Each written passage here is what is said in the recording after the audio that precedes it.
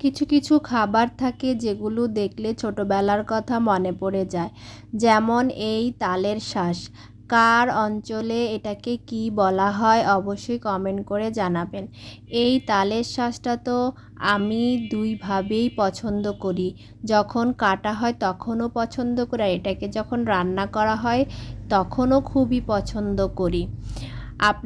আপনারা কে কে এটা পছন্দ করেন অবশ্যই জানাবেন।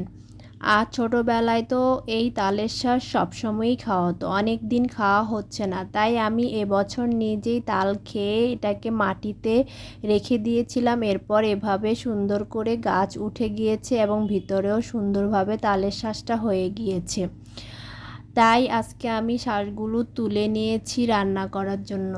এভাবে রান্না করলে এই তালের শাঁসটা অসাধারণ লাগে, মনে হয় যেন আপনি মিষ্টি খাচ্ছেন। তাই প্রথমে আমি তরল দুধ গরম করে এর মধ্যে গুড় দিয়ে দিয়েছি।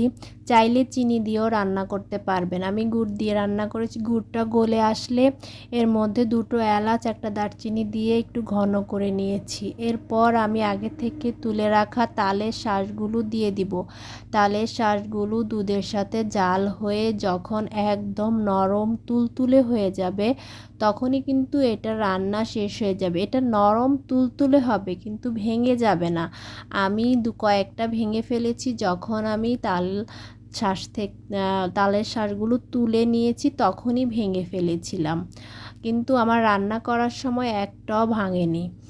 এই তো আমার কিন্তু তালের শাঁসগুলো খুব সুন্দরভাবে সফটভাবে হয়ে গিয়েছে, দেখেন চামচ দিয়ে কাটলেই কি সুন্দর নরম, আর খেতেও অসাধারণ হয়েছিল, মনে হচ্ছিল যেন রসমালাই খাচ্ছি। তাই বললাম যে তালের শাঁসের রসমালাই রান্না করেছি। আপনারাও চাইলে তালের শাঁস যদি হাতের কাছে থাকে এভাবে একবার ট্রাই করতে পারেন। আজ তাহলে এই পর্যন্তই, সবাই ভালো থাকবেন, সুস্থ থাকবেন। আসসালামু আলাইকুম, আল্লাহ হাফেজ।